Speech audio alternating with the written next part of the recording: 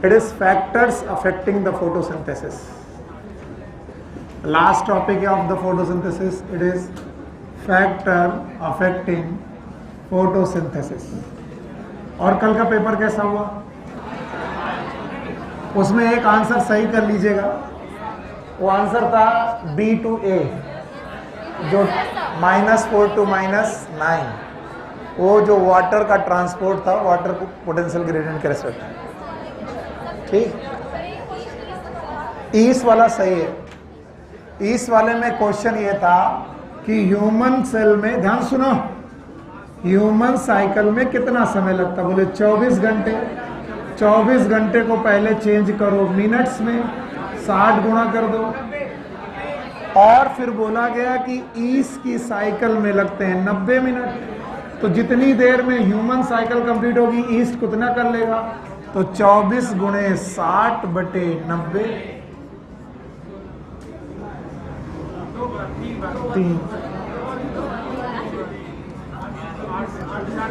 16.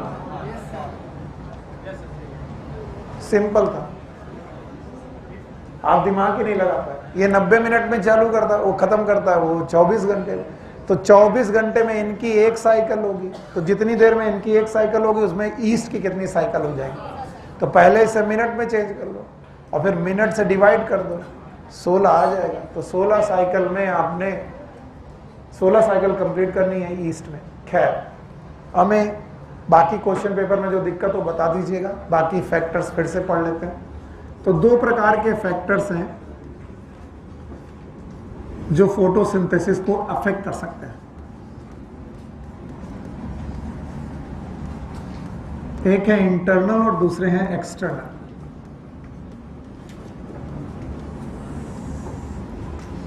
The two type of factor, one is known as internal factors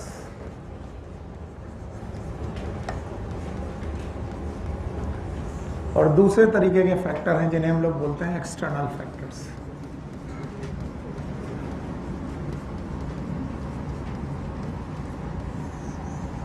The internal factor, they are related with the plant and the leaf. They are related with plants and leaves.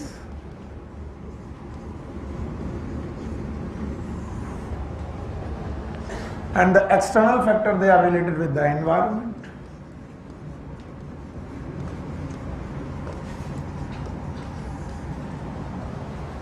जब मैं plant और leaf से के factor जानने की कोशिश करता हूं, it is a number of leaf, age of leaf,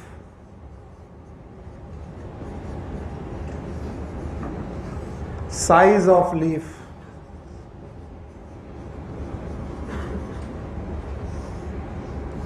and orientation of leaf. इन सारे फैक्टर को समझ लेना जरूरी है.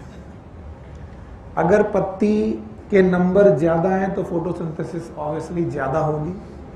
अगर पत्ती एज में यंग है, नई पत्ती है, तो फोटोसिंथेसिस का रेट ज्यादा होगा. साइज ऑफ लीफ ज्यादा है तो नंबर ऑफ क्लोरोप्लास्ट भी ज्यादा होंगे पर यूनिट एरिया, तो फोटोसिंथेसिस ज्यादा होगा. और अगर ओरिएंटेशन परपेंडिकुलर है सनलाइट के परपेंडिकुलर ओरिएंटेशन पे, फोटोसिंथेसिस ज्यादा. तो पहला कौन? Number, age, size. इसके अलावा लीफ के अंदर mesophyll cell, number of mesophyll cell. Mesophyll cell जितनी ज्यादा, फोटोसिंथेसिस उतनी ज्यादा. इसके बाद मीजोफिल सेल के अंदर नंबर ऑफ क्लोरोप्लास्ट. क्लोरोप्लास्ट जितने ज्यादा, फोटोसिंथेसिस उतनी ज्यादा. और क्लोरोप्लास्ट के अंदर अमाउंट ऑफ क्लोरोफिल. और एक भी लाइन में एनसीईआरटी के बाहर नहीं लिख रहा हूं, याद रखना. अमाउंट ऑफ क्लोरोफिल तो फोटोसिंथेसिस ज्यादा. And internal CO2 concentration. अब ये कौन सी CO2 है, ये जानने लायक है. ये वो CO2 है जो एटमॉस्फेयर में नहीं पाई जाती, सेल की मीजोफिल टिश्यूज में पाई जाती है. अगर सेल की एनाटॉमी आपको याद है तो ये थी मिडरिब, पैलिसेड, स्पॉन्जी, ये दोनों मीजोफिल है। यहां पर अगर कोई CO2 ट्रैप हो जाए तो ये CO2 रेस्पायरेशन के द्वारा पैदा हुई है। किसके द्वारा? एटमॉस्फेयर से पैदा नहीं हुई है, और ट्रैप है तो वो इंटरनल CO2 है। ये प्लांट की खुद की CO2 है जो प्लांट ने रेस्पायरेशन करके बनाई है। So there are so many factor which are internal factor. एक बार बोल दे रहा हूं, number, age, size, orientation of leaf. Book में ये लिखा होगा।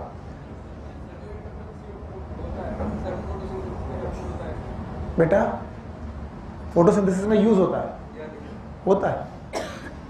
इंटरनल CO2 जो रेस्पायरेशन के दौरान पैदा हुआ है। Very good, thank you very much. I am highly honoured कि इतने दिन बाद किसी ने मुझसे एक क्वेश्चन पूछा। किसी को पूछना ही नहीं होता। फिर से देखो, जितनी भी ये कोशिकाएं हैं ये रेस्पायरेशन करेंगी। क्या करेंगी?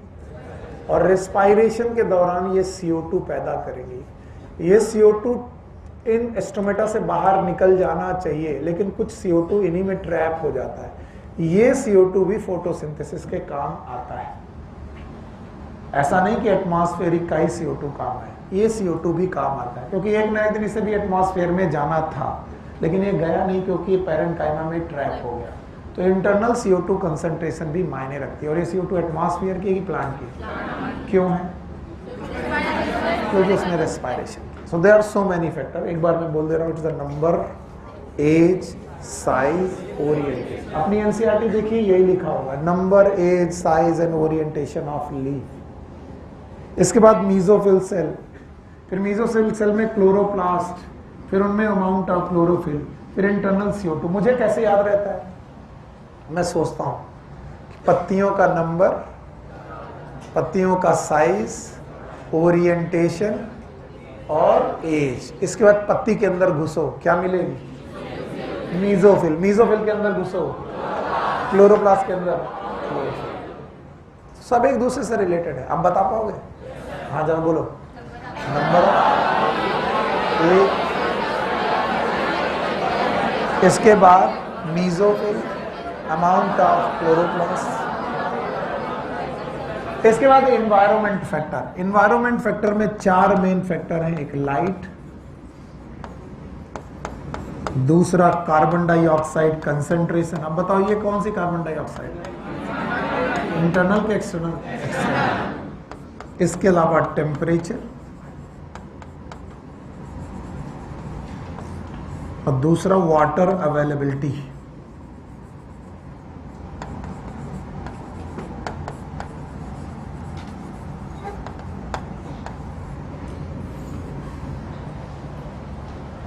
एक्सटर्नल फैक्टर में 4 factor, light, CO2 concentration, temperature and water availability.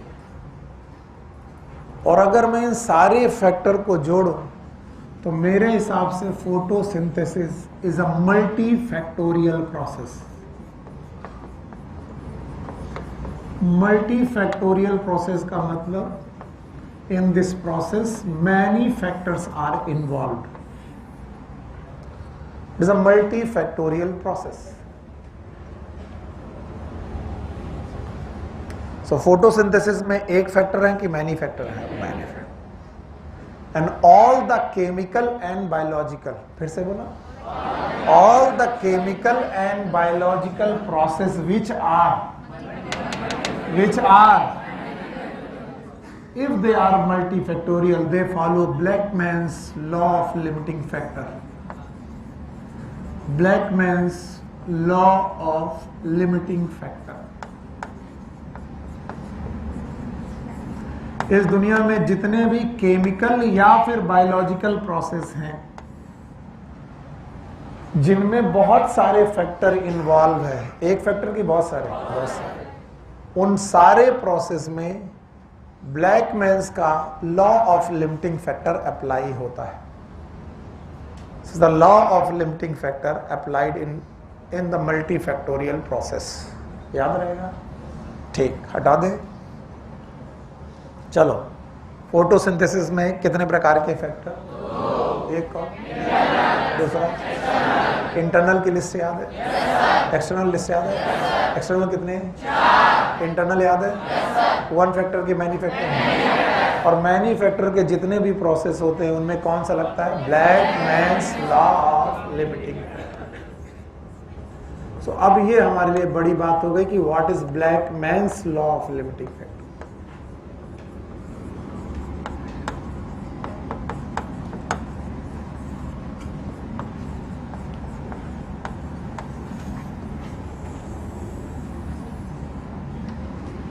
कि सर ये Blackman's law of limiting factor क्या है?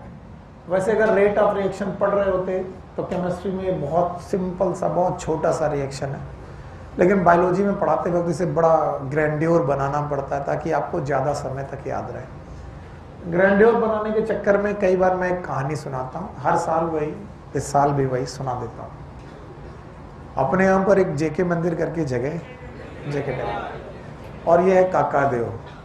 यहाँ से मैं कहता हूँ पूरी कॉलेज दौड़, पूरी क्लास दौड़ लगाएगी। नियम यह है कि जितने जल्दी पहुंचोगे उतना बड़ा गिफ्ट दूंगा मैं सबको। अगर 2 मिनट में पहुंचते हो तो यूरोप की ट्रिप करवाऊंगा, 5 मिनट में पहुंचते हो तो चलो गोवा ले चलूंगा, 10 मिनट में पहुंचते हो तो मोती झील लेके चलूंगा, और अगर 20-25 मिनट में 25 मिनट में पहुंचते हो तो बदनाम चाय तक लेके चलूंगा। ओह बड़ा अच्छा है, तुम्हारा तो तीर्थ स्थान है। और अगर आधे घंटे बाद पहुंचते तो कहीं नहीं ले जाएंगे। तो आप बताओ, जेके मंदिर पहुंचने की ट्राई बहुत तेज करोगे कि बहुत स्लो? तेज करोगे। पर मैंने एक नियम बनाया है कि एक साथ पूरी क्लास के सारे लोग पहुंचने चाहिए, एक साथ सारे पहुंचने चाहिए। अगर कोई पहले पहुंचा मार खाएगा, कोई भी पहले पहुंचा मार खाएगा। पहुंचे तो एक साथ पूरी क्लास पहुंचे, ऐसा नहीं कि सर मैं पहले आ गया मुझे यूरोप ले चलो बाकी लोगों को बदनाम चाहिए, ऐसा नहीं। तो अब बताओ, तुम्हारी क्लास की स्पीड फास्टेस्ट बंदे पे डिपेंड करेगी कि स्लोएस्ट? क्यों? क्योंकि जो फास्टेस्ट होगा पहले पहुंचेगा, गिफ्ट मिलेगा कि थप्पड़? तो थप्पड़ लेना, गिफ्ट लेना चाहेगा। तो गिफ्ट लेने चाहने पर क्या होगा? वो कहेगा कि जो सबसे स्लो चल रहा उसको तेज दौड़ाओ। अगर वो तेज दौड़ गया तो बाकी क्लास तो उससे तेज दौड़ गई। और एक बहन जी फंस गई जो कह रही है हाय राम, अब और बहन जल्दी भागो। तो बताओ, पूरी क्लास की स्पीड सारे लोगों पे डिपेंड हुई कि एक पे? वो जो सबसे फास्टेस्ट था कि स्लोएस्ट? यही कहानी बहुत सारे फैक्टर्स पे डिपेंड करती है। There are so many factors, बहुत सारे फैक्टर्स हैं जो किसी भी रिएक्शन में इन्वॉल्व है। तो बताइए, द रेट ऑफ रिएक्शन, बोलो क्या? The rate of reaction will depend upon the factor which is in highest concentration or the lowest. यानी lowest concentration मतलब limiting concentration। किस concentration में? अगर मैं इसकी concentration बढ़ा दूं limiting concentration की तो रेट बढ़ जाएगी, और इसकी घटा दूं तो घट जाएगी। यानी वो बहन जी अगर स्लो दौड़ने लगे तो क्लास स्लो, और वो अगर फास्ट दौड़ने लगे तो क्लास फास्ट। नहीं आया। यानी रेट ऑफ रिएक्शन सारे लोगों पे डिपेंड हुई कि एक पे, जो फास्टेस्ट था कि स्लोएस्ट। तो वैसे ही लॉ ऑफ लिमिटिंग फैक्टर कहता है कि rate of reaction will depend upon किस पे? जो हाईएस्ट कंसंट्रेशन में कि लोएस्ट? हाँ, लोएस्ट। Page number 222। इन जो लिटरल मीनिंग है मैं वो लिख रहा हूं, क्योंकि कई बार आप लोग लड़ते हो कि सर आप पढ़ा देते हो, लिख समझ में नहीं आता। बोलते हैं if a chemical process, if a chemical process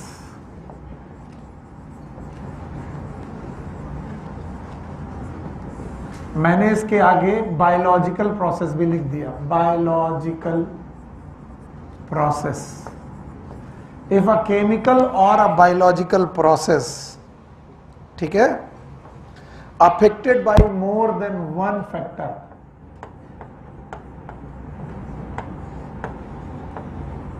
more than one factor, अगर कोई केमिकल प्रोसेस एक से ज्यादा फैक्टर पे डिपेंड करती है, then its rate will then its rate will determined by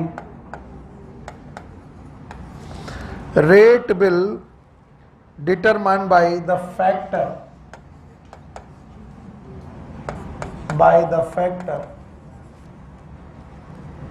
which is nearest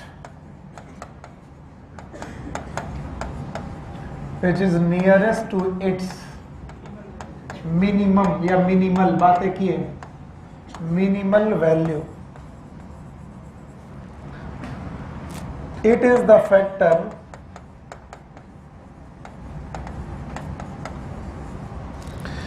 which directly affect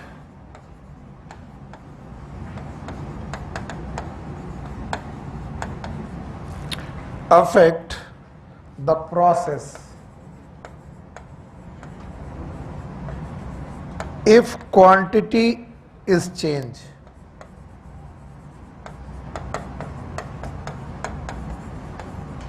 यह है लिटरल जो आपकी एनसीईआरटी ने लिखा है, एग्जैक्ट वही जो एनसीईआरटी ने लिखा है.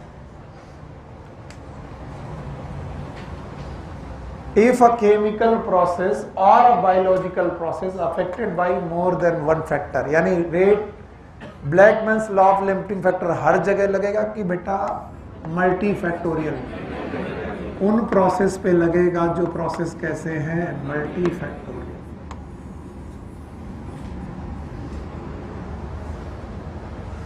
The Blackman's law of limiting factor is always applicable for the process which is unifactorial कि multifactorial.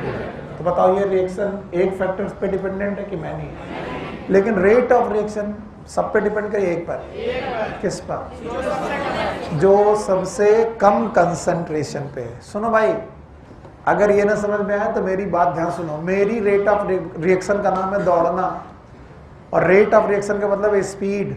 तो पूरी क्लास की स्पीड किस पर डिपेंड करेगी? वो बच्चा जो सबसे फास्ट दौड़ा कि सबसे स्लो. क्योंकि फास्ट वाला तो आगे बढ़ जाएगा, लेकिन पहुंचना साथ में है. साथ में पहुंचना है तो स्लोएस्ट वाले को दौड़ाओ, क्योंकि सारे लोग इससे तेज दौड़ना जानते हैं. ये अगर तेज दौड़ेगा तो बाकी लोग इससे तेज दौड़ लेंगे. तो जितना ये तेज दौड़ेगा उतना तो सब लोग दौड़ ही लेते हैं. तो रेट ऑफ रिएक्शन सब पे डिपेंड कर रही है, सब पे की एक पर. तो बताओ अगर यहाँ पर चार फैक्टर है, लाइट, क्लोरोफिल, सनलाइट, फुट और वाटर, इवन समझ वाटर, इसके अलावा क्या था, टेम्परेचर, इसके अलावा अमाउंट ऑफ क्लोरोफिल, लीफ, तो सब पर डिपेंड करेगी रेट ऑफ रिएक्शन की कोई एक जो, हाँ. फॉर एग्जाम्पल इन्होंने बोला, मान लो एक फोटोसिंथेसिस प्रोसेस है, पौधों में क्लोरोफिल है, जितना होना चाहिए उससे ज्यादा है. सनलाइट की कमी नहीं है, खूब सूरज निकल रहा है, सनलाइट भी खूब है, वाटर भी खूब दे रहे हो, पानी भी खूब पहुंचा.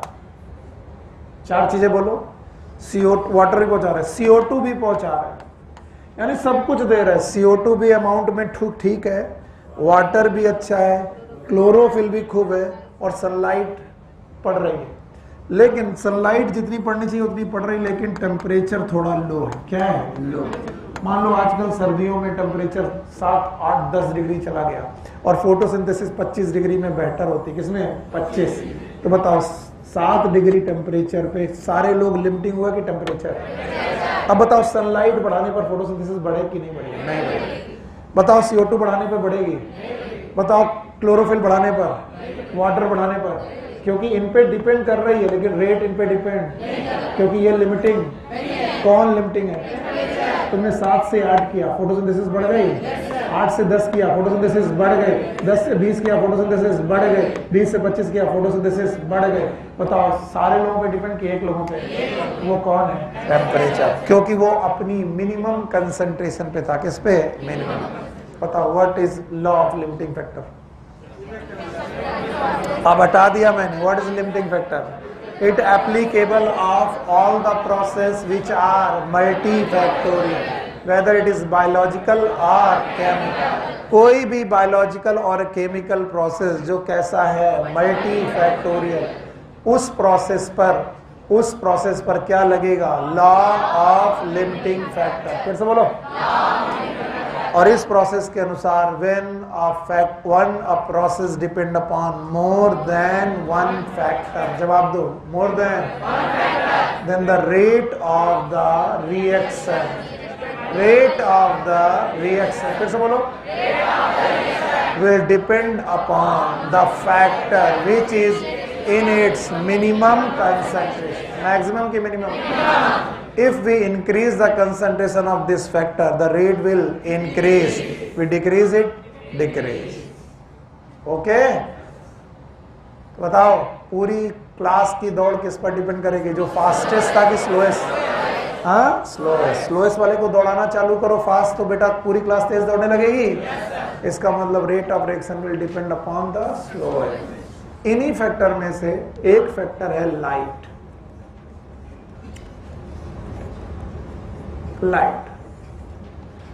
फोटोसिंथेसिस लाइट पर दोनों तरीके से डिपेंड करती है, on the basis of quality of light. Photosynthesis depend upon the light on the basis of quality as well as on the basis of quantity.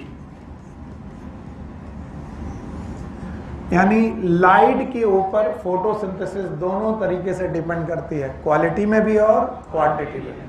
चलो भाई Surya Babu, tell me about the quality of light and the dependence of the photosynthesis upon the quality of light.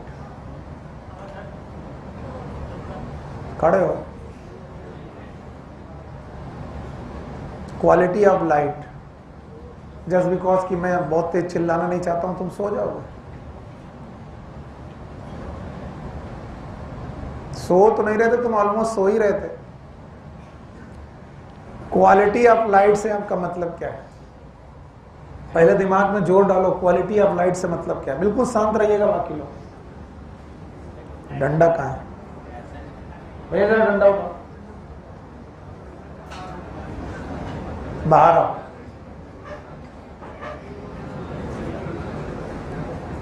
बाहर आओ, बिल्कुल शांत रहिएगा, कोई और बताएगा नहीं. हेलो,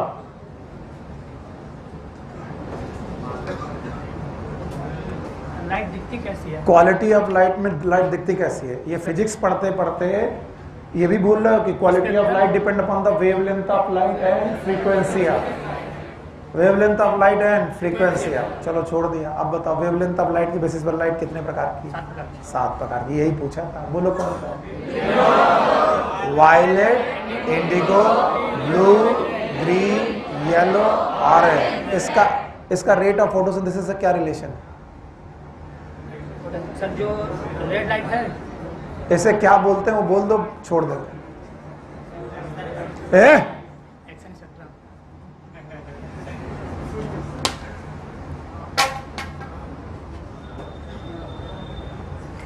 पढ़ा चुके हैं हम.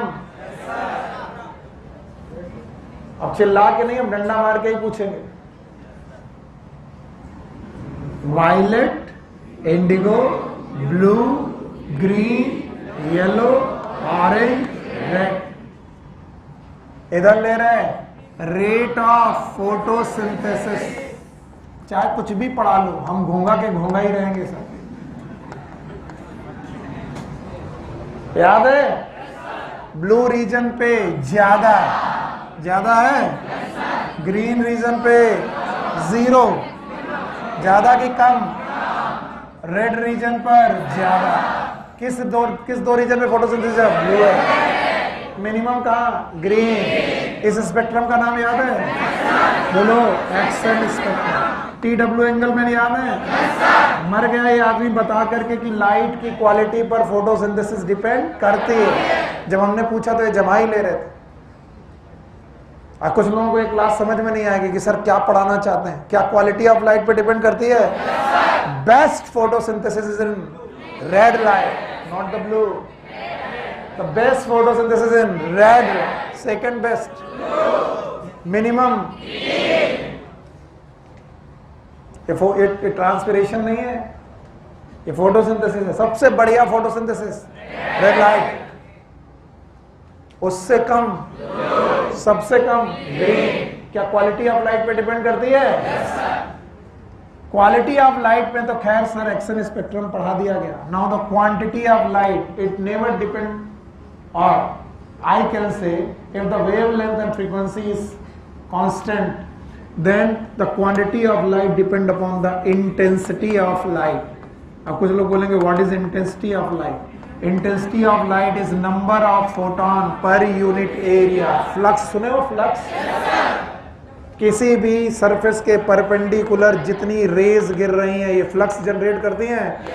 अगर फ्लक्स ज्यादा हुआ, क्या ज्यादा हुआ? फ्लक्स, तो नंबर ऑफ फोटोन कम की ज्यादा, और नंबर ऑफ फोटोन ज्यादा तो इंटेंसिटी भी. तो इसका मतलब धूप ये गर्मी वाली है कि सर्दी वाली? गर्मी वाली. गर्मी में इंटेंसिटी ऑफ सनलाइट, फ्रीक्वेंसी ज्यादा कि इंटेंसिटी? इंटेंसिटी, क्योंकि number of proton per unit area ज्यादा है. तो सर इंटेंसिटी ऑफ लाइट का क्या प्रभाव पड़ेगा ये भी पढ़ा दो सर. और वही पढ़ाने आया हूं क्योंकि ये तो पढ़ा चुका हूं. बोलते हैं हाई लाइट इंटेंसिटी पर, फिर से सुनना, किस पे? हाई लाइट इंटेंसिटी पर लाइट बढ़ाने पर फोटोसिंथेसिस पे कोई फर्क नहीं पड़ेगा. 3 बारी से सुनो. हाई लाइट इंटेंसिटी ऑलरेडी है और ऊपर से और लाइट इंटेंसिटी बढ़ाते जा रहे हो. हाई लाइट इंटेंसिटी होने पर लाइट इंटेंसिटी और बढ़ाओगे, there will be no effect upon photosynthesis. बोलते हैं क्यों? क्योंकि ब्लैक मैन कह के गए हैं कि लाइट एक फैक्टर जरूर है लेकिन वो लिमिटिंग फैक्टर नहीं है. कब? और rate of reaction will depend upon limiting factor. किस पर? फिर से बोलो. और हाई लाइट इंटेंसिटी अगर है तो ऑलरेडी सनलाइट कम है कि ज्यादा? और अगर सनलाइट ज्यादा है तो 2 से 10% लाइट तो वैसे ही मिल रही है पार की. पार याद है? Photosynthetic active radiation. इस पार का 2 से 10% अगर लाइट पड़ जाए तो बताइए क्या फोटोसिंथेसिस सैचुरेट हो सकती है? Yes sir. तो हाई लाइट इंटेंसिटी में लाइट की कमी नहीं है. तो there are so many factor, बहुत सारे फैक्टर हैं. उन कोई फैक्टर में कोई एक फैक्टर कम होगा. तो बताओ तुम बढ़ा क्या रहे? लाइट. जो ऑलरेडी तेज दौड़ रहा था उसे और तेज दौड़ाने से क्लास की तेज स्पीड बढ़ जाएगी? नहीं बढ़ेगी. जो ऑलरेडी हाई इंटेंसिटी में था और इंटेंसिटी बढ़ा दी, बताओ रेट ऑफ रिएक्शन बढ़ेगा कि नहीं बढ़ेगा? नहीं बढ़ेगा, क्योंकि ब्लैक मैन कह के गए हैं rate of reaction will depend upon the factor which is maximum concentration की मिनिमम. और हाई लाइट इंटेंसिटी में light is at its maximum. तो बताओ रेट ऑफ रिएक्शन इस पे डिपेंड नहीं करेगा. But if light intensity is if light intensity is low,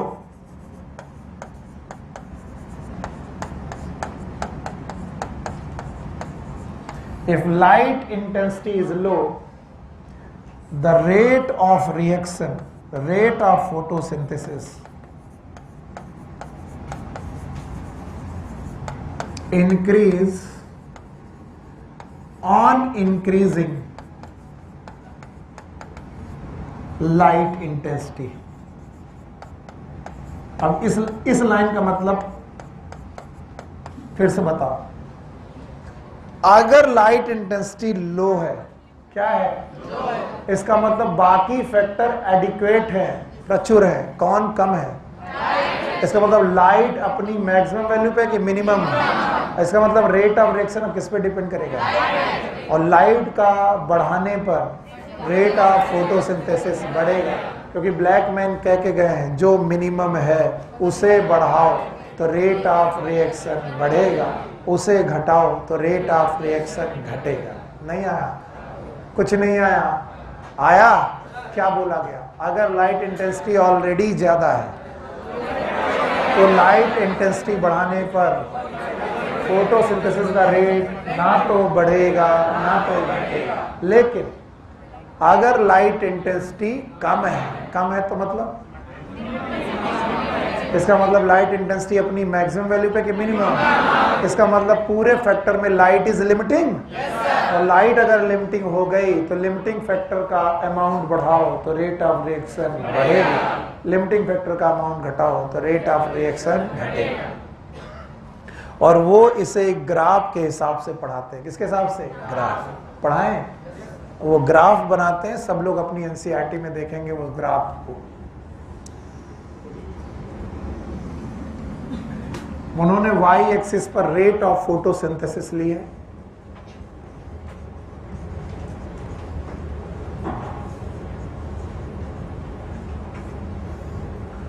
और एक्स एक्सिस पे लाइट इंटेंसिटी ली है।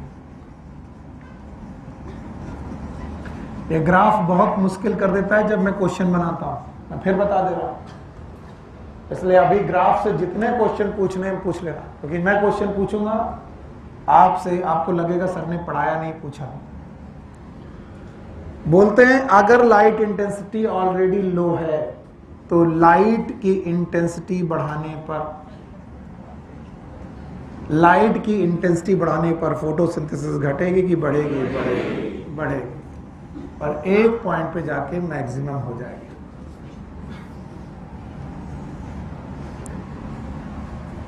और जिस पॉइंट पर रेट ऑफ फोटोसिंथेसिस मैक्सिमम हो जाएगी उसे हम लोग वी मैक्स बोलेंगे, maximum rate of the reaction. और ये किसका वी मैक्स है? फोटोसिंथेसिस। फिर ग्राफ में 3 पॉइंट इन्होंने बताए हैं, रादर 4 पॉइंट है। पहला पॉइंट है ए, फिर इसके बाद एक ट्रांजिशन जोन है जो है बी, फिर एक और जोन है दैट इज सी। फिर जहां से मैक्सिमम रेट ऑफ फोटोसिंथेसिस आ गई है वहां पर रखा है डी, और जो वी मैक्स है दैट इज ई। ये इतने पॉइंट है, बुक में देख लो। It is A, it is B, it is C, it is D, it is E. सबसे पहले व्हाट इज ई?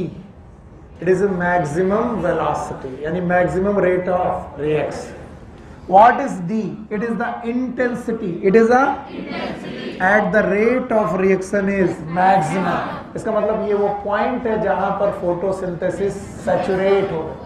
फिर से सुनो, पहली बार में नहीं समझ में आता।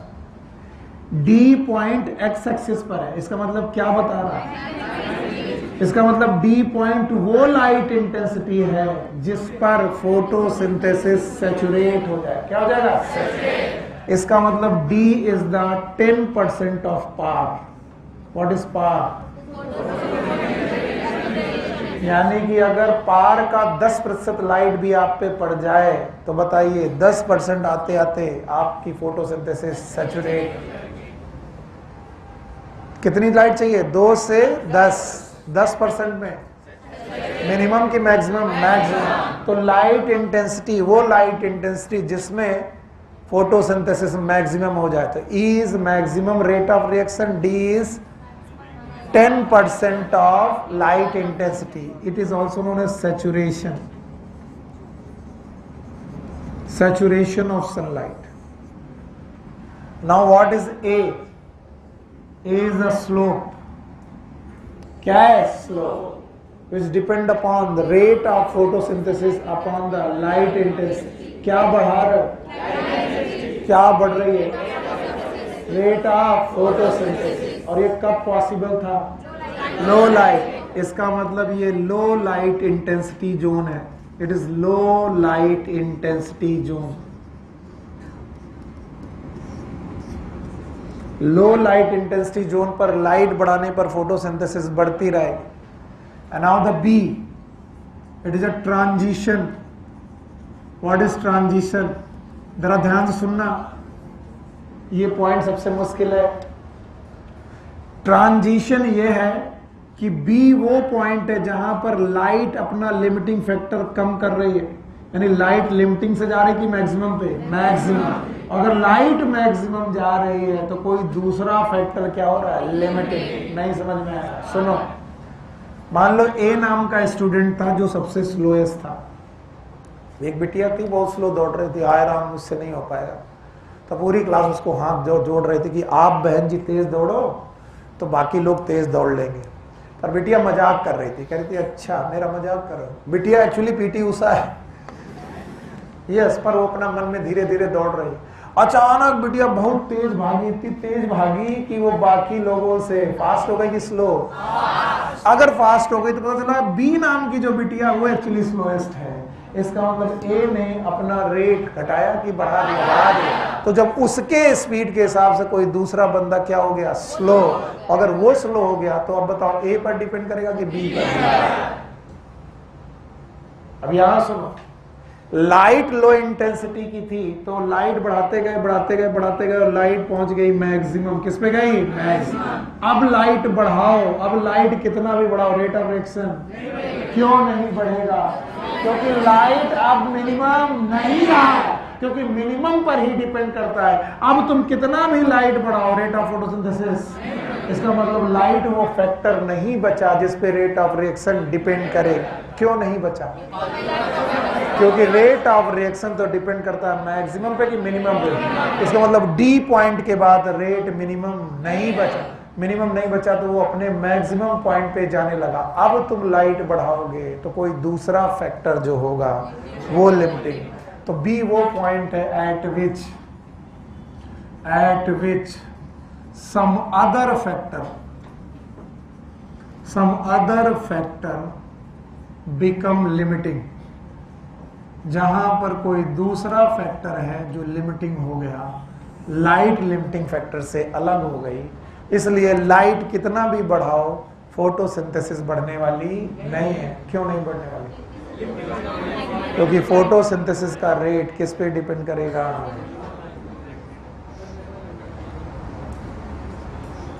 पता है, इसी वजह से तुम्हारा टीचर चिल्लाने लगा है। क्या करें सर, इतना स्लो पढ़ाते बड़ा लोरी जैसा लगता है।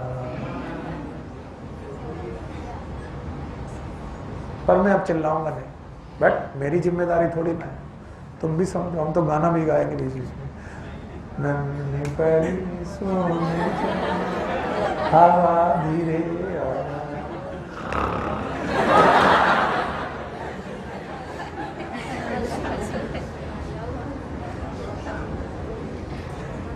कुछ पल्ले पड़ा, बोले ये कहां से आवाज है? यहां से। हाँ, इट इज खर्राटा।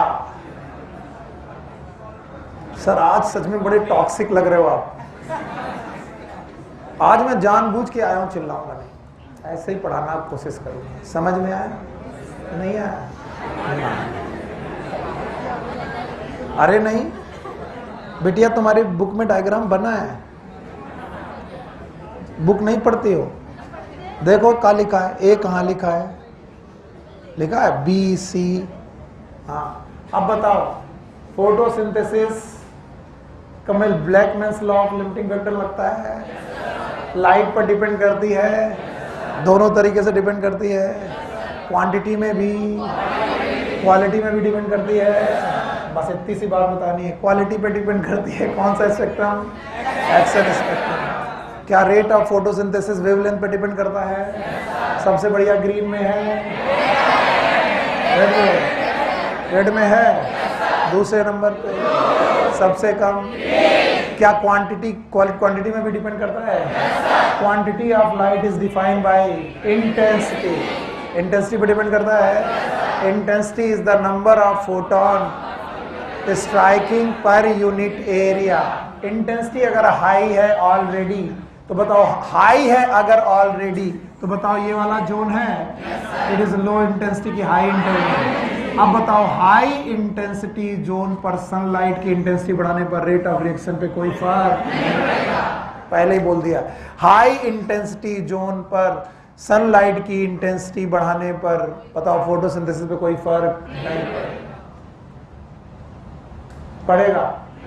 तो बताओ किस पर पड़ेगा? लो। लो इंटेंसिटी के केस में जैसे जैसे इंटेंसिटी बढ़ाओगे रेट ऑफ फोटोसिंथेसिस बढ़ेगी, 10% तक पहुंचते मिनिमम की मैक्सिमम, क्या सैचुरेशन हो जाएगा?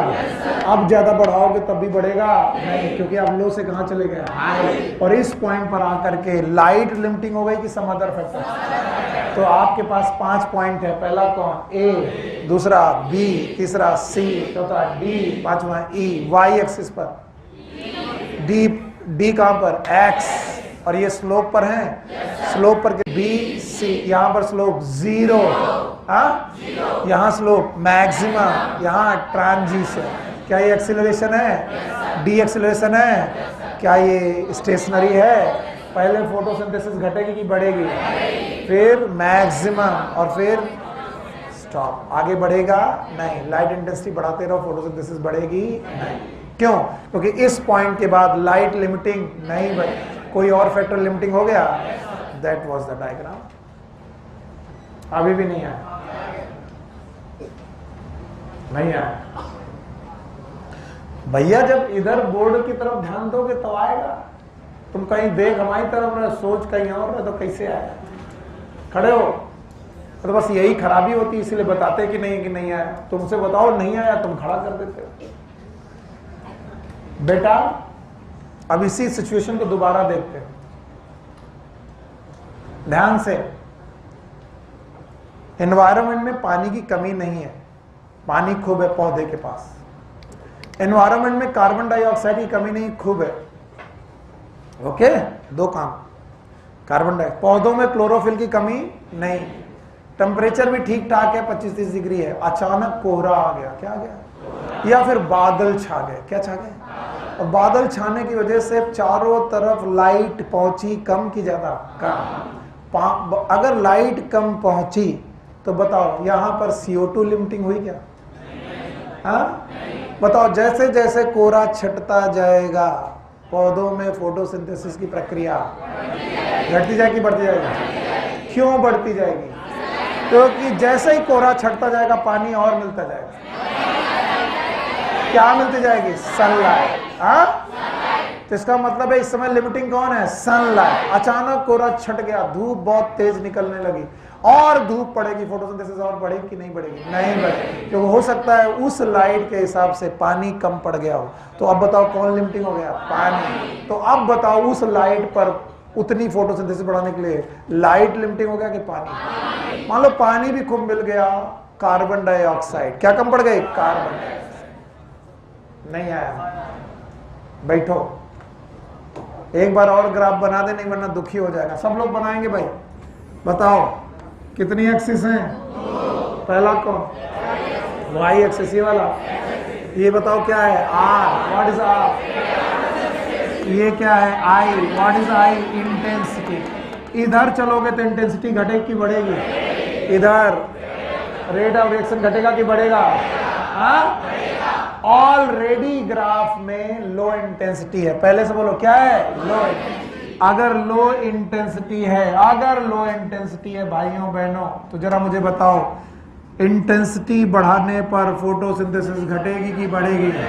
हाँ, बताओ कितनी इंटेंसिटी बढ़ जाए? 10%। पार का कितना? तो बताओ फोटोसिंथेसिस के लिए मिनिमम मैक्सिमम की सैचुरेशन? हाँ, सैचुरेशन। उस पॉइंट पर V max. What is V max? Rate of reaction. Minimum की मैक्सिमम? हाँ, चिल्लाए बिना आते ही नहीं। अब बताओ ये वाला जोन जो है वो लाइट, लो लाइट इंटेंसिटी की हाई? हाँ, लो लाइट। क्या ये वाला जोन ट्रांजिशन है जहां पर लो लाइट धीरे धीरे हाई हो रही है, और ये वाला हाई लाइट? तो अगर ग्राफ यू शुरू हुआ होता भाइयों बहनों, यहां से शुरू हुआ होता, ग्राफ यहां होता ही नहीं। तो अगर ग्राफ यहां होता ही नहीं और ये होता रेट ऑफ रिएक्शन और ये होता इंटेंसिटी, अब इंटेंसिटी बढ़ाने पर रेट ऑफ रिएक्शन बढ़ता कि नहीं बढ़ता? हाँ, क्यों नहीं बढ़ता? क्योंकि ये लो है कि हाई? हाँ, तो इंटेंसिटी बढ़ाने पर फोटोसिंथेसिस कब बढ़ेगी? हाई पर कि लो पर? इसीलिए ग्राफ का दूसरा हिस्सा जानना जरूरी है। जहां पर लाइट इंटेंसिटी लो है तो लो लाइट इंटेंसिटी में इंटेंसिटी बढ़ाने पर रेट ऑफ रिएक्शन बढ़ रहा है। तो ये रीजन लो लाइट, ए वाला रीजन लो लाइट, बी वाला ट्रांजिशन, सी वाला हाई लाइट। हाँ, ये क्या है? सैचुरेशन। ये है मैक्सिमम रेट ऑफ रिएक्शन। अभी भी नहीं है। जब इधर ध्यान लगाओगे तब वही समझ में आएगा, इधर उधर ध्यान लगाओगे तो ध्यान चला जाएगा। तो बताओ, हाई लाइट इंटेंसिटी पर रेट ऑफ रिएक्शन लाइट पर डिपेंड, लाइट पे डिपेंड करेगा, लेकिन रेट ऑफ रिएक्शन लाइट पे डिपेंड। कारण बताओ। क्योंकि लाइट वहां पर लिमिटिंग नहीं है। और ब्लैक मैन दादा मर गए कह कह के कि सब पर डिपेंड करेगा, लेकिन रेट ऑफ रिएक्शन उसी पर डिपेंड करेगा जो अपनी मैक्सिमम पे हो कि मिनिमम पे हो। चिल्लाओ मेरे साथ, बिना चिल्लाया आएगा नहीं। क्या बताओ? रिएक्शन का रेट नहीं बोल रहा हूं, पर बोल रहा हूं फोटोसिंथेसिस। क्या फोटोसिंथेसिस एज ऑफ लीफ पर डिपेंड करती है? यस। साइज पर, ओरिएंटेशन पर, क्लोरोप्लास्ट पर, क्लोरोफिल पर, इंटरनल CO2 पर, लाइट पर, टेम्परेचर पर, वाटर पर, CO2 पर, सब पर डिपेंड करती है। क्या सब पर फोटोसिंथेसिस डिपेंड करती है? यस। लेकिन रेट ऑफ रिएक्शन सब पर डिपेंड नहीं। सब पर डिपेंड करना अलग बात है, रेट ऑफ रिएक्शन अलग बात है। नहीं आया? कोई कहे CO2 के बिना फोटोसिंथेसिस हो जाएगी? नहीं, वो उसके बिना नहीं हो पाएगी, यानी उस पर भी डिपेंड करती है। लेकिन रेट ऑफ रिएक्शन किस पे डिपेंड करेगा? सारे फैक्टर पर कि किसी एक पर? और वो जो कैसा है? मिनिमम। बताओ, हाई लाइट इंटेंसिटी पर लाइट इंटेंसिटी मिनिमम की मैक्सिमम? मैक्सिमम। इसलिए उस पर रेट ऑफ रिएक्शन, लेकिन रेट नहीं डिपेंड करेगा तो क्या फोटोसिंथेसिस नहीं डिपेंड करेगा? डिपेंड करे, लेकिन रेट उस पर डिपेंड करेगा जो मैक्सिमम है कि मिनिमम? मिनिमम। तो लो लाइट इंटेंसिटी पर लाइट इज मिनिमम, तो लाइट इंटेंसिटी बढ़ाने पर रेट ऑफ रिएक्शन बढ़ेगा। 10% तक जाते जाते सैचुरेशन मैक्सिमम हो जाएगा। इसके बाद आप कुछ भी करो। आप जरा डायग्राम के सारे पॉइंट पढ़ाने, और जिनको जमाई आ रही है, मेरा दोस्त नहीं है बेटा, तुम टीचर नहीं, तुमको चाहिए लाउड स्पीकर और तुम्हें रामलीला सुननी, और कुछ नहीं। और यही हो गया हूं मैं। बताओ ये कौन सा है? डी। ये अच्छा, बाकी बताना है। ये वाला ए, ये वाला बी, और ये वाला। अभी सब पूछ रहा हूं मैं, ABC के काका। बताओ ये मिनिमम की मैक्सिमम? क्या मैक्सिमम रेट है? कब मिलेगा? जब बंदा 10%। क्या ये सैचुरेशन है? लाइट का सैचुरेशन 10% है। इसके बाद हाई लाइट की लो, हाई लाइट इंटेंसिटी है। सब अच्छे बच्चे, ये हाई लाइट इंटेंसिटी है ना? और ये वाला लो लाइट इंटेंसिटी है। बताओ, दो प्रकार के जोन है, एक हाई लाइट इंटेंसिटी और एक लो लाइट, और इसके बीच में सैचुरेशन है। सैचुरेशन पार है, उसी बीच में कौन सी जोन? ट्रांजिशन। तो ये स्लोप हाई लाइट इंटेंसिटी पर है, यानी इंटेंसिटी हाई की लो इंटेंसिटी बढ़ाने पर रेट ऑफ रिएक्शन बढ़ रहा है धीरे धीरे मैक्सिमम। फिर आप कुछ भी बढ़ाओ। एक बात को जो 15 मिनट में खत्म कर देनी चाहिए थी, 5-7 मिनट में खत्म कर 20 मिनट लगा दिए। जब तक तुमको 5 बार ना बोला जाए, तुम्हारी आदत हो गई। सुनील सर से तो पढ़ना है, 5 बार ये बोलेगा तभी आएगा। पहली बार लाइटली लेते हो, ठीक है, चिल्लाने दो। पहली बार तुम सुनते नहीं, इधर उधर की बात करते हो। हाँ क्या लाए हो, खाने वाने में कुछ लाए हो?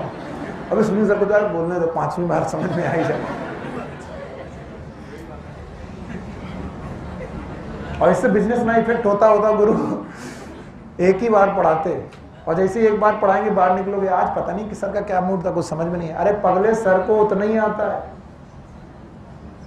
तुम्हारा दिमाग केंद्र पे नहीं है, तुम्हारा केंद्र से अलग अलग हट गया है। ये लाइट खत्म, लाइट के बाद क्या आया? CO2 concentration.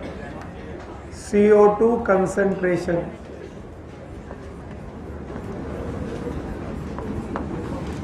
पहले CO2 कंसंट्रेशन से कुछ डाटा, भाइयों बहनों, मेरे प्यारे बच्चों, मेरे सोना, मेरे बाबू, ध्यान से बोलते हैं। एनवायरनमेंट में नाइट्रोजन 78% है, ऑक्सीजन जो है वो 21% है, दोनों मिलाकर 99% का पोर्शन रखते हैं, 1% में रेस्ट ऑफ गैसेस हैं,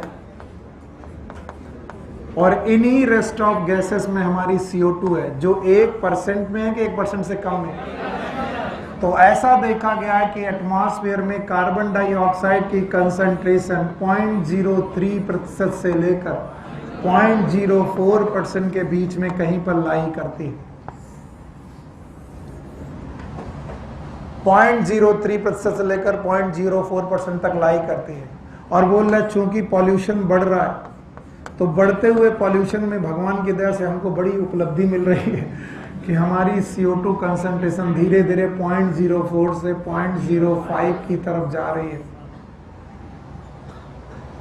और एक दिन जब हम 0.05% तक पहुंच जाएंगे तो ये एक टॉक्सिक कंसंट्रेशन होगी। कैसी होगी? टॉक्सिक।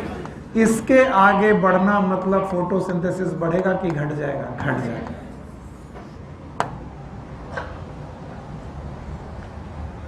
बहुत सिंपल डाटा है जो यहां से उठाए गए। नाइट्रोजन कितना प्रतिशत? ऑक्सीजन 21, 78 में 21 जोड़ो 99, रेस्ट ऑफ द गैसेस। इसी में CO2 का परसेंट कितना? 0.03% से 0.04%। और बोलते हैं 0.03% से 0.04% के बाद भी CO2 बढ़ती ही जा रही है, क्योंकि हम लोग पॉल्यूशन, ग्लोबल वार्मिंग हो रही है। क्या ग्रीन हाउस गैसेस बढ़ रही हैं? ग्रीन हाउस गैसेस में सबसे बड़ी वाली मम्मी वाली गैस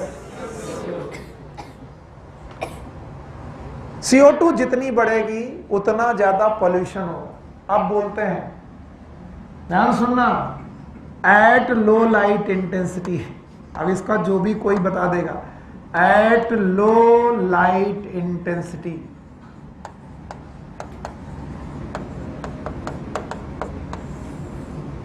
on increasing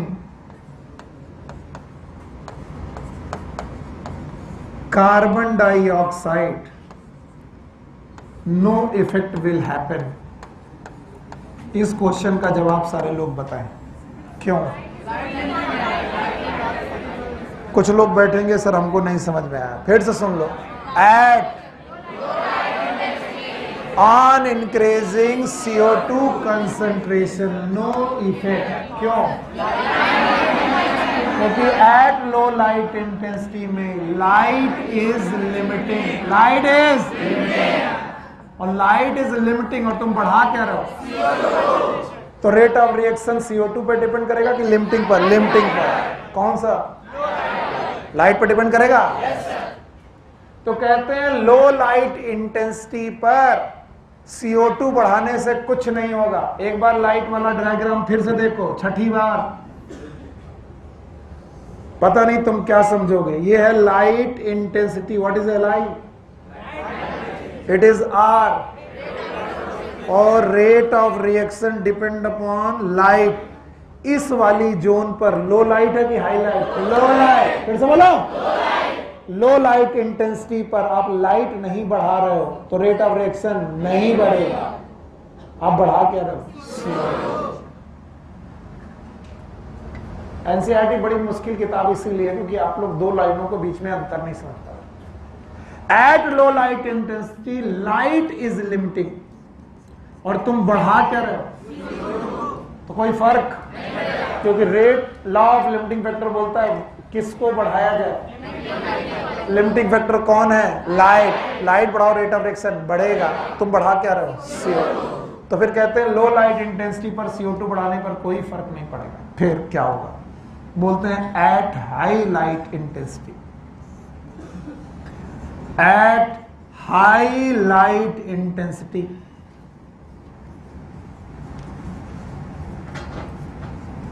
अगर लाइट इंटेंसिटी हाई हो गई, बताओ आप किस जोन पे आ गए? बताओ, ये लो लाइट था कि हाई लाइट? और ये लो लाइट था, ये क्या हो गया? High light. High light intensity आने पर लाइट बढ़ाने पर कोई फर्क, क्योंकि कोई दूसरा फैक्टर लिमिटिंग हो गया है। में भी ये फैक्टर कौन है? CO2। बोलो कौन? तो at high light intensity on increasing, on क्या लाइट की CO2, because CO2 become limiting. मैंने यहीं पर लिखा था some other factor become limiting, याद आया? ये सम अदर फैक्टर क्या हो सकता है? CO2 या फिर वाटर या कुछ भी। यहां पर कौन है? CO2। तो at high light intensity on increasing CO2, on increasing CO2 rate of photosynthesis increases।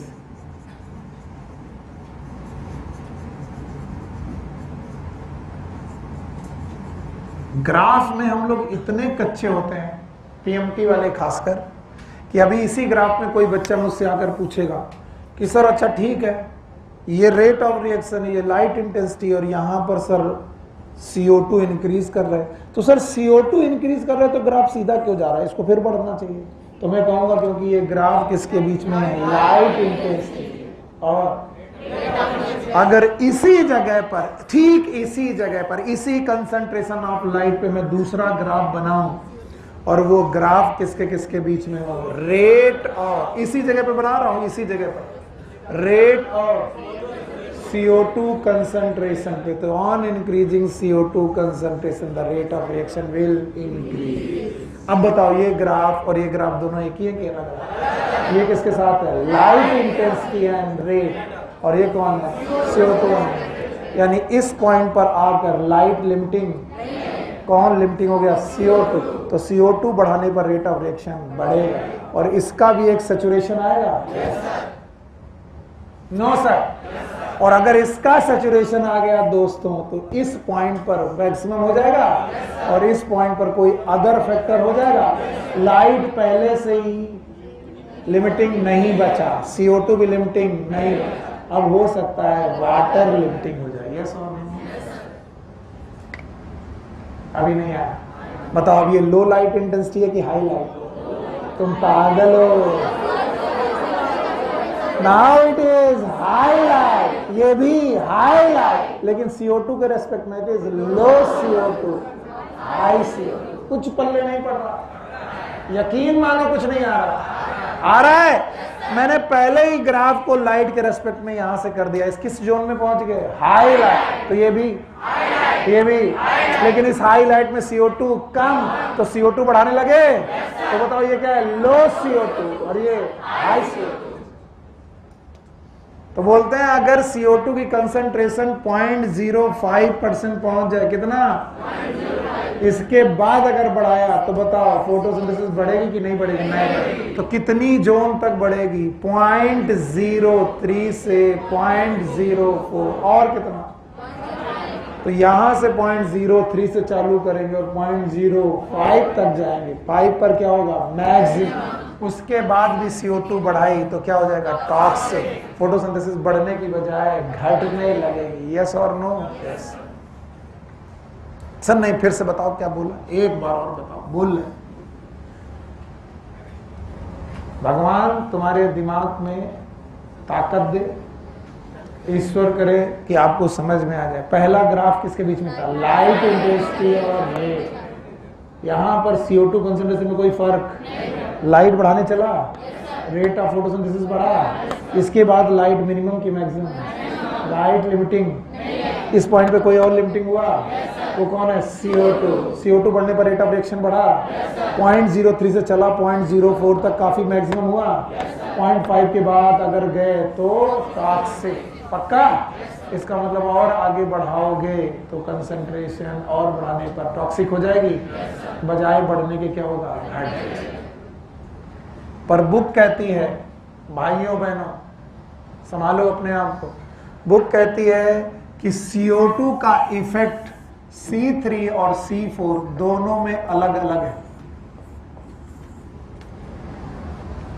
किसी को मतलब नहीं है क्या अलग अलग है, हम भी बैठ जाते हैं। और इधर देखा मम्मी का समय जब तक मैं ना कहूं। अब बताओ फोटो रेस्पिरेशन कब होता था? कब होता था पता नहीं।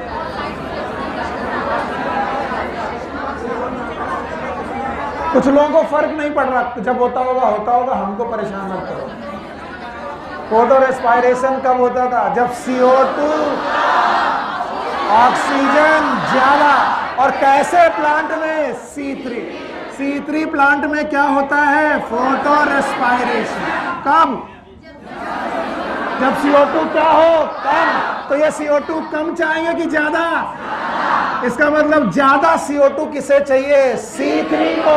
C4 को? मार पड़ेगी बेवकूफ, मजाक में ले रहे हो ऐसा।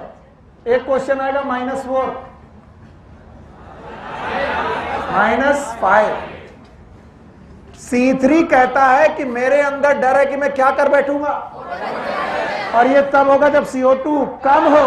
तो मुझे CO2 कम क्या चाहिए? ज्यादा। इसका मतलब मैं CO2 सैचुरेशन कम में करता हूं कि ज्यादा में? ज्यादा में। और C4 ये कहते हैं कि मैं तो लो CO2 में भी रह लेता हूं, क्योंकि भगवान ने मुझे क्रेंज एनाटॉमी दी है। क्या दी है? दी है। इसका मतलब आई नीड हाई CO2 की लो CO2? इसीलिए दोनों के CO2 सैचुरेशन पॉइंट एक अलग अलग के सेम अलग अलग। इसीलिए बुक बोलती है कि saturation of photosynthesis in C3 plant it will be 450 microlitre पर लीटर ऑफ गैसेस। L-1 दिया होगा, μL मतलब पर लीटर। 1 लीटर गैसेस में अगर कार्बन डाइऑक्साइड का 450 माइक्रोलीटर हो, तब जाकर सैचुरेशन आएगा किसमें? C3। और वहीं C4 प्लांट में सैचुरेशन 360 माइक्रोलीटर पर लीटर ऑफ गैसेस में हो जाता है। यानी कौन लो CO2 पे? C4। और कौन हाई CO2 पे? तो बोलते हैं पोल्यूशन अभी इतना नहीं बढ़ा। हाथ जोड़ रहे, क्योंकि NCERT की लाइन तुम संभाल नहीं पाओ। पोल्यूशन अभी इतना नहीं बढ़ा है कि CO2 कंसंट्रेशन 450 माइक्रोलीटर पर लीटर तक पहुंच सके। समझे? इसका मतलब सैचुरेशन अभी किसका नहीं आया है? C3। यानी इस समय पर सैचुरेशन की तरफ कौन बढ़ रहा है? C4 प्लांट, क्योंकि C4 प्लांट में सैचुरेशन हाई कंसंट्रेशन की लो। इस हिसाब से कार्बन डाइऑक्साइड लिमिटिंग किनके लिए नहीं है? C4। किसके लिए है? C3 के लिए। और घर में जाके बड़ा बड़ा अंडरलाइन करना जहां पर लिखा हो कि CO2 concentration of the present atmosphere is limiting for C3 plant। फिर से सुनो, C3 प्लांट कहते हैं कि मुझे CO2 ज्यादा चाहिए। अगर मुझे CO2 ज्यादा नहीं दी तो मैं क्या कर बैठूंगा? Photo respiration. इसलिए मेरी एडाप्टेबिलिटी है हाई CO2 में फोटोसिंथेसिस करने की। किसकी? C3 की। और C4 कहते हैं कि मैं लो CO2 कंसंट्रेशन में काम कर लेता हूं। आप मुझे कम CO2 दो, मुझे फोटो रेस्पायरेशन करना नहीं, मुझे लो CO2 कंसंट्रेशन में काम करना आता है। तो बोले भैया CO2 बढ़ाने पर सैचुरेशन तुम दोनों पे इक्वल पे मिलेगा कि अलग अलग? बोले अलग अलग। मेरे लिए सैचुरेशन 360 माइक्रोलीटर पर लीटर में हो जाएगा। अगर 1 लीटर गैसेस में कार्बन डाइऑक्साइड 360 माइक्रोलीटर है, तो याद रखना कौन सैचुरेट हो जाएगा? C4। लेकिन C3 कहते हैं मैं 360 माइक्रोलीटर में नहीं चाहिए सैचुरेट होगा, मुझे और चाहिए। कितनी चाहिए? 400। यानी बढ़ती हुई CO2 किसको फेवर कर रही है? यानी आने वाले टाइम पर कौन से प्लांट प्रचुर मात्रा में बढ़ जाएंगे? C3 बढ़ेंगे, C4 नहीं, C3। And what an paradox जवाब में। एक बड़ा पैराडॉक्स है, सुनोगे तो आएगा, नहीं सुनोगे तो मरोगे। और एक पैराडॉक्स का मतलब विरोधाभास, कि CO2 जैसे जैसे बढ़ेगी ग्लोबल वार्मिंग बढ़ेगी। क्या बढ़ेगी? और ग्लोबल वार्मिंग बढ़ेगी तो टेम्परेचर और हाई टेम्परेचर पर C3 सर्वाइव कर पाएगा नहीं। कौन बढ़ेगा? C4। तो टेम्परेचर के रेस्पेक्ट में लगता है कि आने वाला समय किसका है, और CO2 कंसंट्रेशन के C3 का। तो वैज्ञानिक अभी कंफ्यूज हैं कि पता नहीं आने वाले समय पे C3 ज्यादा होंगे कि C4। पर फिलहाल आज की CO2 कंसंट्रेशन किसके लिए लिमिटिंग है, किसके लिए सैचुरेशन नहीं है? किसके लिए सैचुरेशन नहीं है? C3। किसके लिए सैचुरेशन की तरफ C4? तो किसके लिए लिमिटिंग है? क्या ये एनसीईआरटी में लाइन मिली? अंडरलाइन करो।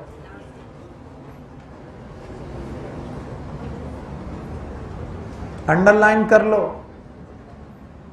For the present day CO2 concentration is a limiting for C3 plant. नहीं आया? ये जो है एनसीईआरटी की एक एक लाइन बड़ी इंपॉर्टेंट है, और किसी भी दिन ये क्वेश्चन बन सकता है, और ये बनेगा, पक्का बनेगा। किसी ना किसी दिन ये क्वेश्चन आएगा और आप कहोगे सर कहाँ लिखा? तब मैं कहूंगा मैंने एनसीईआरटी में अंडरलाइन कराया था। अब बताओ CO2 कंसंट्रेशन एनवायरनमेंट में कहां से कहां वेरी कर रही है? 0.03% से 0.03 से 0.04 तक जाने पर फोटोसिंथेसिस बढ़ रही है। और कब तक बढ़ सकती है? 0.05। उसके आगे और बढ़ाओगे तो बढ़ेगा कि नहीं बढ़ेगा? पॉल्यूशन हो जाएगा। फिर सुनो, at low light intensity, CO2 बढ़ाने पर रेट ऑफ रिएक्शन बढ़ेगा। क्यों नहीं बढ़ेगा? क्योंकि लो लाइट इंटेंसिटी पर light is limiting not the CO2। और तुम बढ़ा क्या रहे? तो रेट ऑफ रिएक्शन उसको बढ़ाने पर बढ़ेगा जो लिमिटिंग है। कौन लिमिटिंग है? तो बढ़ा क्या रहे हो? CO2। पर अगर तुम गए हाई लाइट पर, किस पे? अब बताओ कौन लिमिटिंग नहीं है? लाइट। कौन लिमिटिंग हो गया? CO2। सम अदर फैक्टर में CO2 हो सकता है। अब CO2 बढ़ाने पर रेट ऑफ रिएक्शन घटेगा कि बढ़ेगा? बढ़ेगा। कब तक बढ़ता रहेगा? जब तक सैचुरेशन और C3 और C4 दोनों में सैचुरेशन इक्वल की अनइक्वल? किन्हें CO2 ज्यादा चाहिए? C3, क्योंकि उन्हें CO2 कम मिली तो वो फोटो रेस्पिरेशन कर देंगे। और किसे CO2 कम चाहिए? C4। और दोनों का सैचुरेशन एक की अलग अलग? एक है 360 माइक्रोलीटर पर litre. 1 litre of different gases में, 1 लीटर ऑफ डिफरेंट गैसेस में CO2 360 माइक्रोलीटर आ जाए। माइक्रोमीटर की माइक्रोलीटर? तो बताओ माइक्रोलीटर अगर आ जाए तो बताइए सैचुरेशन आएगा किसमें? C3 में, C4। और बताओ C3 में 400। तो पहले बताओ सैचुरेशन में कौन आएगा? C4। बाद में इसका मतलब बढ़ती हुई CO2 किसे सैचुरेशन पे ला रही है? C4 को ला रही है। और किसको अभी नहीं ला पाई? C3। इसका मतलब C3 के लिए प्रेजेंट डे CO2 लिमिटिंग है। ज्यादा है कि कम है? कम है। वो और CO2 चाहता है। इसलिए कार्बन डाइऑक्साइड की कमी अगर पूछी जाए तो किन पौधों को है? C3 की C4? इसलिए आने वाले समय पे पोल्यूशन बढ़ेगा, CO2 बढ़ेगी, कौन सैचुरेट हो जाएंगे? C3 और C4।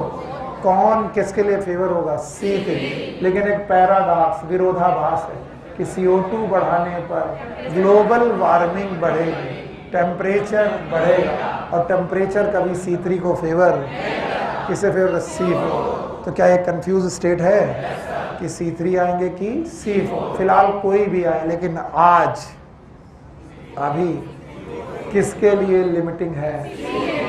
C3 के लिए कि C4? C3। 2 फैक्टर हो गए, और इनको हल्के में मत लेना, दोनों ध्यान से देखना। तीसरा है हमारे पास टेम्परेचर।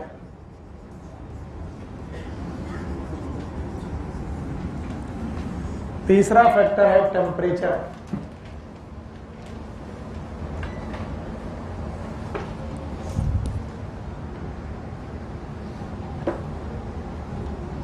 खड़े हो। लाल टोपी, नीली टोपी वाले ने लाल टोपी वाले को उठाया। फोटोसिंथेसिस कितनी रिएक्शन बोलो? C3 C4। One is known as light reaction. हमारे हिस्से में आए थे घोंगा प्रसाद, और दूसरा डार्क रिएक्शन। चाहे हम कुछ हो पढ़ा लें, लेकिन हमारे बच्चे यही बोलेंगे, जो उनके मूड में वही बोलेगा। और इसका केवल एक है कि मिट्टी तैयार है, चाक तैयार है। चाक समझते हो? दैट इज नोन एज कुम्हार की चाक। और चाक चल भी रही है और मिट्टी उस पर सेप भी ले रही है, सेप पे घड़ा बन भी रहा है। बस एक अंतर है, सेप ऑफ घड़ा इज नॉट गुड। कब तक? जब तक ठोका नहीं जाए। ठोकना ही पड़ेगा, और अगर ठोक दिया जाए सही ढंग से तो एकदम घड़े की सेप बहुत बढ़िया है। अब भाई दुई कंटाप पड़ेगी, कितनी रिएक्शन? तो बोलो सर एक कौन सी? लाइट। अरे लाइट रिएक्शन ग्रेना के स्ट्रोमा, डार्क रिएक्शन। ध्यान सुनना बहुत ध्यान से। स्ट्रोमा वाली जो रिएक्शन है in the presence of enzyme, enzyme की प्रेजेंस में है। And enzymes are temperature dependent, temperature dependent. Enzyme temperature dependent होते हैं, यस और नो? बैठ जाइए। अब कौन कौन कौन कौन? हाँ बेटा खड़े हो। एंजाइम का रेट ऑफ रिएक्शन और टेम्परेचर के साथ क्या ग्राफ है? It is a rate of reaction of enzyme plus temperature. कैसा ग्राफ था? डरो नहीं, पहली बात तो डरो नहीं। पहले मैं क्वेश्चन पूछता हूं, आधे बच्चे डर जाते इसलिए मैं उठाता ही नहीं। बैठ जा बैठ जा। एड्रेनलिन रश बढ़ गया बेचारी का, आंखें एकदम बड़ी होने लगी, हाथ पैर कांपने लगे, पता नहीं कौन सी बेइज्जती कर दे। पहली बात तो बेइज्जती मैं करूंगा नहीं, बेइज्जती मैं केवल मुस्टंडों की करता। बिटिया मैंने पढ़ाया था, याद करो, there is a optimum temperature. Temperature बढ़ाने पर रेट ऑफ रिएक्शन बढ़ेगी, रेट घटने। तो एक रेंज होता है जहां पर टेम्परेचर रेट ऑफ रिएक्शन को मैक्सिमम करता है। अगर लो टेम्परेचर से हाई टेम्परेचर की तरफ जाओ, रेट ऑफ रिएक्शन बढ़ता, फिर मैक्सिमम, फिर घटेगा। टेम्परेचर बढ़ाने पर रेट ऑफ रिएक्शन बढ़ती भी है, मैक्सिमम भी होती है, घटती भी है। तो अगर मैं लो टेम्परेचर से शुरू करूं, कौन सी? तो मैं बताओ ग्राफ में इधर से शुरू कर रहा हूं, टेम्परेचर बढ़ाने पर रेट ऑफ रिएक्शन ऑप्टिमम पर। टेम्परेचर बढ़ाने पर रेट ऑफ रिएक्शन ज्यादा बढ़ेगा, ऑप्टिमम के बाद टेम्परेचर बढ़ाने पर रेट ऑफ रिएक्शन घटेगा।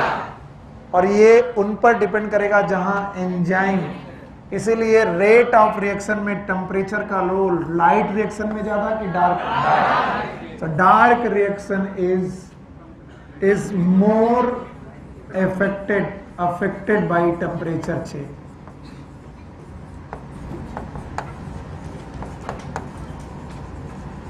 डार्क रिएक्शन टेम्परेचर चेंज से ज्यादा अफेक्टेड है क्योंकि वो एंजाइम की प्रेजेंस में होती है। Light reaction they are less effected और लेस अफेक्टेड। लाइट रिएक्शन में टेम्परेचर का अफेक्ट करना कम है क्योंकि वहां एंजाइम ज्यादा नहीं है, और लाइट टेम्परेचर का इफेक्ट डार्क रिएक्शन पे ज्यादा है, जस्ट बिकॉज इन रिएक्शन पर कौन इन्वॉल्व है? एंजाइम। प्रतीक खड़े हो बेटा, ऐसा मुंह मत बनाएगा वरना पूछना बंद कर दूंगा मैं। सच में अगर जब भी कोई ऐसा बच्चा करता जैसे मैंने पूछ लिया तो मुंह बनाता तो मैं कहता हूं बैठ जा बैठ जा बैठो, बट नहीं पूछेगा। यस, अपने आगे वाले को खड़ा कर। तुम भी मुंह बनाओगे? तुम बनाओगे तो डंडा भी पड़ेगा। बेटा मैंने आपको पढ़ाया था क्यूटेट, बस मुझे बता दो what is क्यूटेट?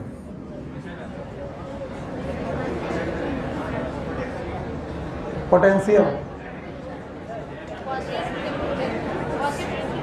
Aanchal, what is क्यूटेट? Yes,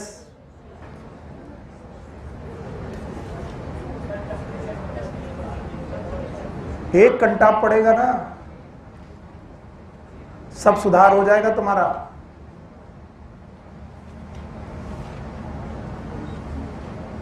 mega, what is Q10? हर 10 डिग्री टेम्परेचर बढ़ाने पर रेट ऑफ रिएक्शन डबल होती है। अगर वो रिएक्शन किस पे डिपेंड कर रही है? एंजाइम पर। तो ये Q10 वाली बात लाइट रिएक्शन पे लगेगी, डार्क? डार्क। एकदम सुधर जाओ। पीछे का पड़ा हुआ एकदम इसी साल सिलेक्शन लेना है तो, और इस साल हो सकता है। अभी 5 महीने हैं, फरवरी, मार्च, अप्रैल, मई, 4 तो हैं, 5वें महीने में जाएगा एग्जाम। अभी जनवरी भी 15 दिन है। पुराना रिपीट किए बिना मत बैठो, यहां बैठो, बैठो। Q10 is the on every 10 degree increase in temperature, 10 degree temperature बढ़ाने पर रेट ऑफ रिएक्शन। अगर मान लो 10 डिग्री टेम्परेचर पर, 10 डिग्री सेंटीग्रेड पर रेट R था, तो 20 डिग्री पर क्या ये 2R होगा? क्या 30 डिग्री पर ये 3R होगा? यस। 30 डिग्री पर 4R क्या होगा? 4R। अपने प्रीवियस से डबल। और ये कब तक जाएगा? जब तक क्या ना आ जाए? ऑप्टिमम। उसके बाद टेम्परेचर बढ़ाने पर रेट ऑफ रिएक्शन बढ़ेगा कि घटेगा? घटेगा। अब मैं क्या पढ़ा दूं इसमें जो तुमको मैंने ना पढ़ाया हो? सब कुछ पढ़ा चुका हूं। मैं कह देता कि फोटोसिंथेसिस में एंजाइमेटिक रिएक्शन बिल्कुल वैसे डिपेंड होंगी जैसे एंजाइम पर टेम्परेचर का रोल था। इतना कह के घर चले जाए, मुंह बना के बैठ जाओगे, सर ने टेम्परेचर वाला नहीं पढ़ाया। और जाकर एनसीईआरटी में यही लिखा है। बताओ कितने प्रकार के रिएक्शन? 2। एक कौन? Light reaction. एक कौन ज्यादा टेम्परेचर डिपेंडेंट है? कौन कम? लाइट रिएक्शन टेम्परेचर कम डिपेंडेंट क्यों है? क्योंकि इसमें एंजाइम का ज्यादा रोल नहीं है। लेकिन ज्यादा रोल किसमें? एंजाइम पर ज्यादा रोल है। डार्क रिएक्शन में एंजाइम रूबिस्को जैसे एंजाइम है, और ये टेम्परेचर के रेस्पेक्ट में अपना रेट ऑफ रिएक्शन वेरी करते हैं। और फिर मैंने बोला Q10, what is Q10? It is known as on increase of 10 degree, every 10 degree centigrade the rate of reaction will double. याद रहेगा? This was the temperature given in your NCERT. 4 या 5 लाइनें टेम्परेचर में दी हैं, देखो अपनी बुक। 4-5 लाइनों से ज्यादा नहीं दिया मेन रूप से। गिन रहे हैं 5, 3, 8, 7, 8, 9 टेम्परेचर जोड़कर सब 9, 10। बताओ कितने फैक्टर पढ़ा दिए? 3। पहला लाइट पढ़ लिया, दूसरा CO2 पढ़ लिया, तीसरा टेम्परेचर, चौथा वाटर अवेलेबिलिटी। वाटर अवेलेबिलिटी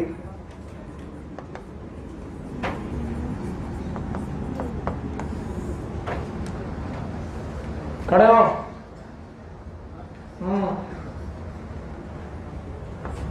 इसका जवाब दो। Why photosynthesis and transpiration they are compromise. Photosynthesis and transpiration ये कंप्रोमाइज क्यों है? बिल्कुल बाकी लोग शांत रहेंगे। Photosynthesis and transpiration are compromise.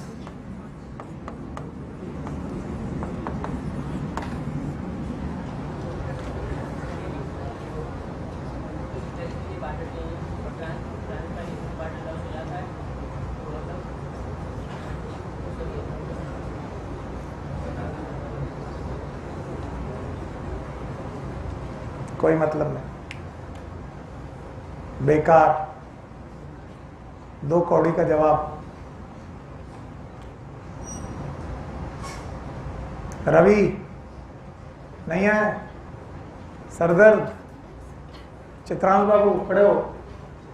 Photosynthesis करने के लिए यस, बिल्कुल सही है, क्योंकि हमें पानी कहाँ चाहिए, जड़ों में कि पत्तियों में? और पत्तियों में पानी पहुंचाने के लिए जेट पंप लगा है कि नहीं लगा? नहीं लगा। इसका मतलब यहां पर जो पानी आ रहा है इसको यहां पर ही रखना कि पत्तियों तक? पत्तियों तक पहुंचाना है। और यहां से जेट पंप है, हार्ट है। तो पत्ती खुद इंतजाम करेगी?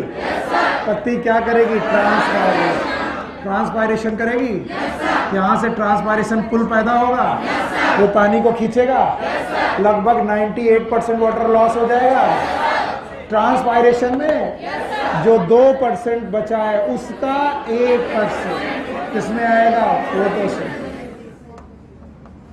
तो बोलते हैं पानी की जनरली कमी नहीं होती, जनरली पानी is not a limiting factor, लेकिन वाटर की अवेलेबिलिटी कभी कभी कम हो जाती। बोले कब? Rate of transpiration is more than rate of absorption. तो जितना पानी पिया जा रहा है उससे ज्यादा निकाला। बैठिए। तो फोटोसिंथेसिस करने के लिए पानी यहां पहुंचाना पड़ेगा। तो बोलते हैं वाटर अवेलेबिलिटी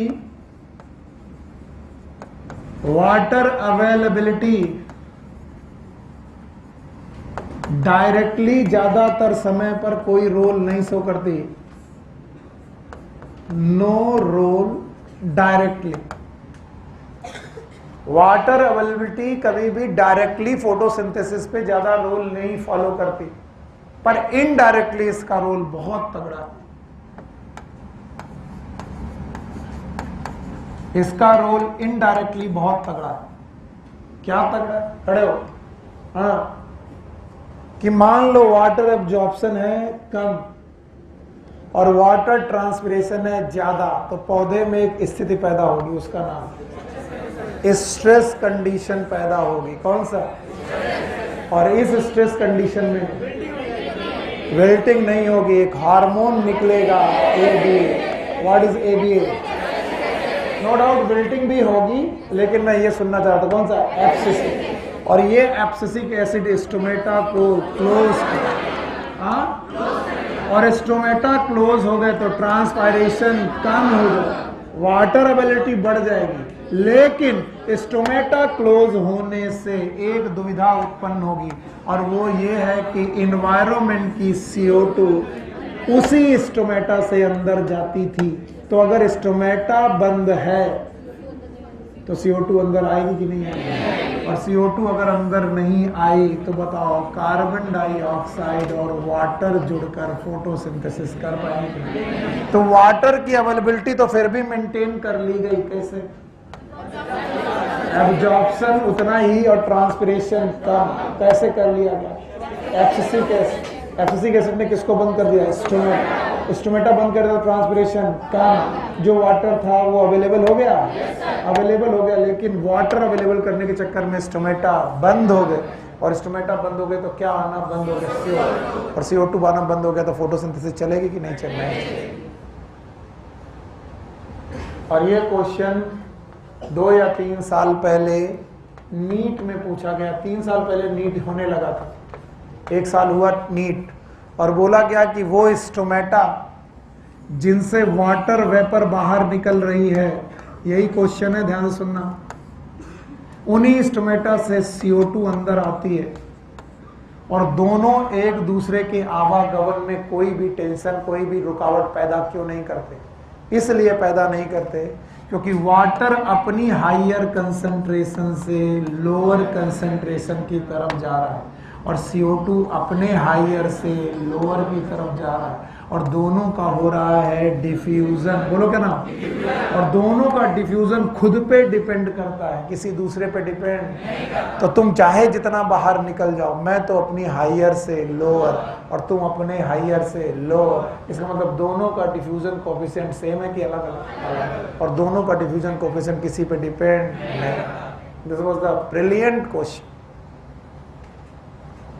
कि जिस स्टोमेटा से वाटर वेपर बाहर आ रही है उसी स्टोमेटा से CO2 अंदर जा रही है, लेकिन बाहर आती हुई वाटर वेपर कभी अंदर जाती हुई CO2 को नहीं रोकती। क्यों?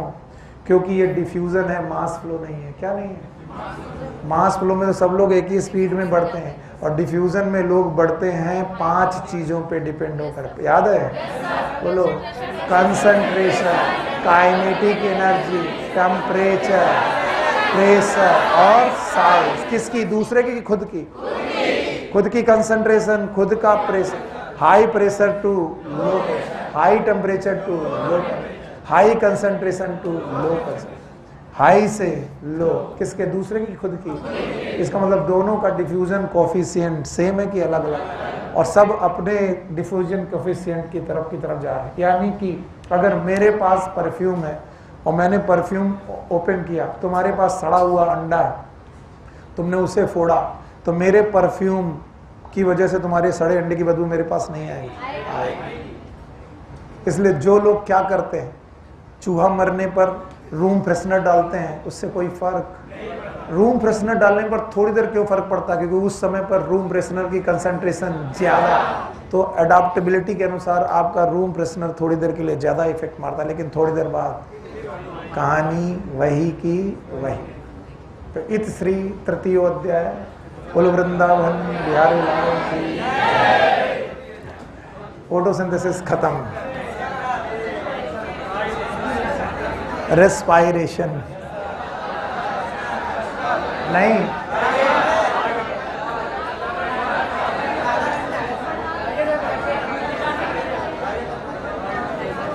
नहीं पढ़ना। अच्छा, ईमानदारी से बोलना, मैं बिल्कुल गुस्सा नहीं होगा। कितने लोगों को नहीं पढ़ना? कितने लोगों को पढ़ना? अरे बच्चे, कितने लोग कंफ्यूज है?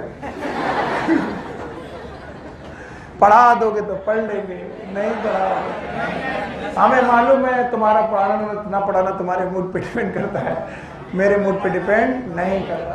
It is just like a diffusion coefficient. Yes, आज बुगम्बो खुश है, जाओ खुश रहो।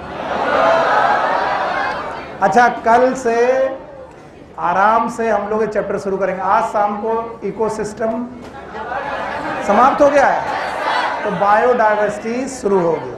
नया चैप्टर बायोडाइवर्सिटी।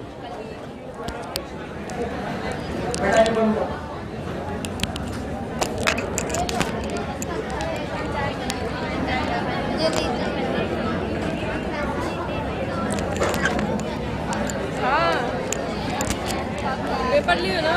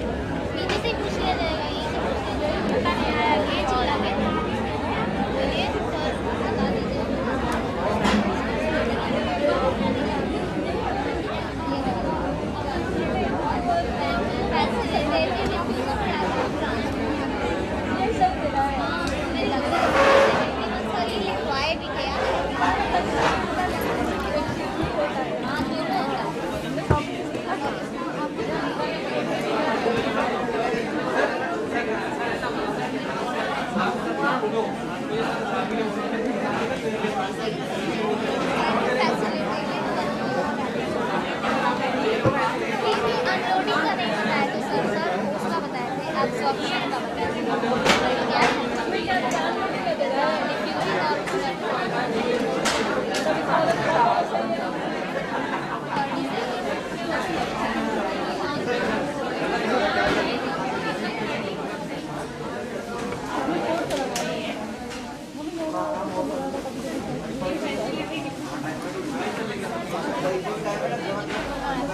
लेकिन वो कर रहा है एब्जॉर्प्शन, क्योंकि आइंस होता है मेम्ब्रेन का इनफॉर्मी वाला कंफ्यूजन होता है हमको